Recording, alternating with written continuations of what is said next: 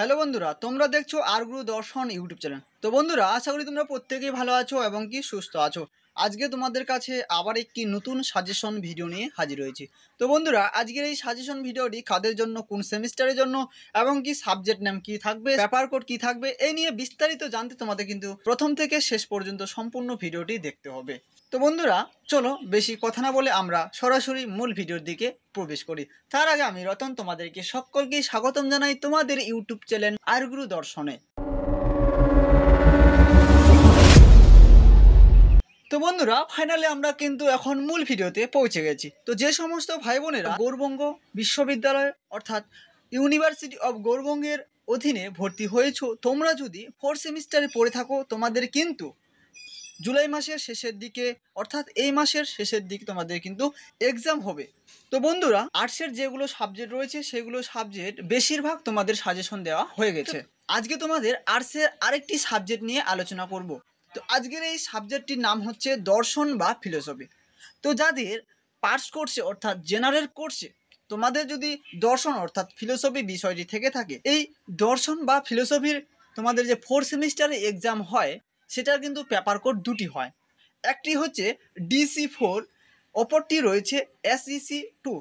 তো বন্ধুরা, DC4-এর অলরেডি আমি ভিডিও তোমাদেরকে দিয়ে দিয়েছি। আজকে তোমাদের আলোচনা করব SEC2। সেই SEC2 পেপার কোডটির যে পেপার নেম রয়েছে সেটা হচ্ছে ফিলোসফি অফ হিউম্যান রাইটস। এই ফিলোসফি অফ হিউম্যান রাইটস থেকে যে প্রশ্নগুলো তোমাদের এবছর আসার সম্ভাবনা রয়েছে 100%, সেই প্রশ্নগুলো নিয়ে আজকে আমরা এই ভিডিওতে আলোচনা করব। তো চলো বন্ধুরা, বেশি দেরি করব না, চলে যাব আমরা বিভাগ কোয়ের মধ্যে যে বড় প্রশ্নগুলো রয়েছে তোমাদের 16 মার্কের সেই প্রশ্নগুলো দিকে। তো ফাইনালি বিভাগ কোয়ের মধ্যে তোমাদের প্রথম যে প্রশ্নটি রয়েছে 1 নম্বরে, ভ্যারি ভেরি ইম্পর্টেন্ট, সেটা হচ্ছে মৌলিক অধিকারের বৈশিষ্ট্যগুলি উল্লেখপূর্বক ব্যাখ্যা করো। দ্বিতীয় যে প্রশ্নটি রয়েছে, প্রাকৃতিক অধিকার কি, প্রাকৃতিক অধিকার ও মৌলিক অধিকারের মধ্যে পার্থক্য আলোচনা করো। 3 নম্বর প্রশ্নটি যেটা তোমাদের রয়েছে, মানবাধিকার কি, মানবাধিকারের প্রকৃতি ও বিষয়বস্তু সবিচার ব্যাখ্যা করো। তো বন্ধুরা, 4 নম্বর প্রশ্নটি এখন আমরা দেখে নেব। এটাও কিন্তু ভেরি ভেরি ইম্পর্ট্যান্ট রয়েছে। তোমরা কিন্তু প্রশ্নগুলোর পিছনে কিন্তু স্টার মার্ক দেওয়া রয়েছে, হয়তো তোমরা সেগুলো দেখতে পাচ্ছ। তো যে প্রশ্নটির বেশি স্টার মার্ক থাকবে সেই প্রশ্নটি অতি গুরুত্বপূর্ণ, এবং যে প্রশ্নটির কম স্টার মার্ক থাকবে সেটা কিন্তু একটু হলেও কিন্তু গুরুত্বপূর্ণ আছে। তো বন্ধুরা, 4 নম্বর প্রশ্নটি তোমাদের জন্য রয়েছে, ভারতীয় সংবিধানের প্রস্তাবনার তাৎপর্য সবিচার আলোচনা করো বা ব্যাখ্যা করো। 5 নম্বর প্রশ্নটি রয়েছে, মানবাধিকার কি, মানবাধিকারের প্রকৃতি সবিচার ব্যাখ্যা করো। এবার আমরা দেখে নেব 6 নম্বর প্রশ্নটি কি রয়েছে। তোমরা 6 নম্বর প্রশ্নটি একটা স্টার মার্ক দেওয়া রয়েছে, তোমরা এটি এমনি তোমরা সিম্পলভাবে পড়ে রাখতে পারো, এটা হয়তো তোমাদের থাকতে পারে। 6 নম্বর প্রশ্ন রয়েছে, প্রাচীনকালের মানবাধিকারের ঐতিহাসিক ক্রমবিকাশ আলোচনা করো। তো এই ছিল বন্ধুরা তোমাদের 6টি 16 মার্কের গুরুত্বপূর্ণ প্রশ্ন। এই প্রশ্নগুলি তোমরা ভালো করে রিভিশন করো, অর্থাৎ এই প্রশ্নগুলোর অ্যান্সার তোমরা বারবার করে রিভিশন করো। হয়তো এই প্রশ্নগুলোর মধ্যে তোমরা 3টি প্রশ্নের মধ্যে হয়তো তোমরা 3টি প্রশ্নই কমন পেয়ে যাচ্ছ। তো বন্ধুরা, এখন আমরা দেখে নেব 8 মার্কের যে প্রশ্নগুলো থাকে সেই প্রশ্নগুলো। চলো সেই প্রশ্নগুলো আমরা দেখে নিই বিভাগ গোয়ের মধ্যে। তো বিভাগ গোয়ের মধ্যে তোমাদের 8 নম্বরের যে প্রশ্নগুলো পড়বে সেটা হচ্ছে মানবাধিকারের ঐতিহাসিক প্রেক্ষাপট আলোচনা করো। তাছাড়া বন্ধুরা, তোমাদের এখানে আরেকটি কথা আমি যেটা বলতে ভুলে গেছি, সেটা তোমরা 16 মার্কের যে প্রশ্নগুলো পড়বে সেই প্রশ্নগুলো কিন্তু আবার 8 মার্কেরও দিতে পারে। আবার তোমরা যেগুলো 8 নম্বরের পড়বে সেগুলো কিন্তু 16 মার্কের দিলেও দিতে পারে।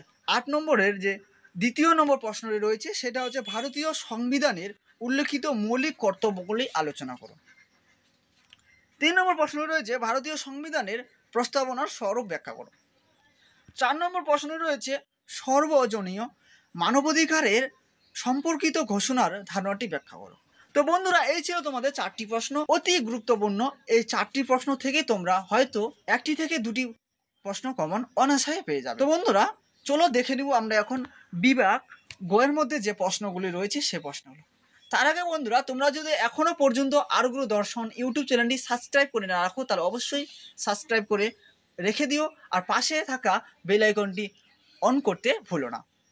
তাছাড়া বন্ধুরা, তোমাদের যদি ভিডিওটি ভালো লাগে তাহলে অবশ্যই লাইক এবং কমেন্ট করতে, তার সঙ্গে বন্ধুদের কাছে শেয়ার করতে ভুলবে না। তো চলো বন্ধুরা, বিভাগ গ এর মধ্যে যে প্রশ্নগুলো রয়েছে 2 মার্কের অর্থাৎ 2 নম্বরের সে প্রশ্নগুলো দেখে নিই।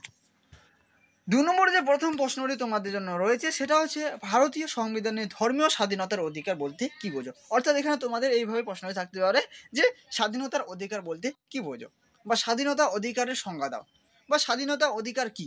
এইভাবে তোমাদের এই প্রশ্নটি নানা রকমভাবে তোমাদের থাকতে পারে।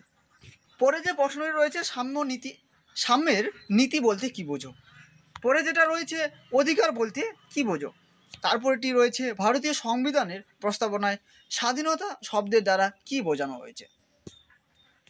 তারপরটি রয়েছে শিক্ষার অধিকার কি। তাছাড়া রয়েছে প্রাকৃতিক অধিকার কি সর্বজনীয়। RTI এর সম্পূর্ণ অর্থ কি বা এর পুরো নাম কি।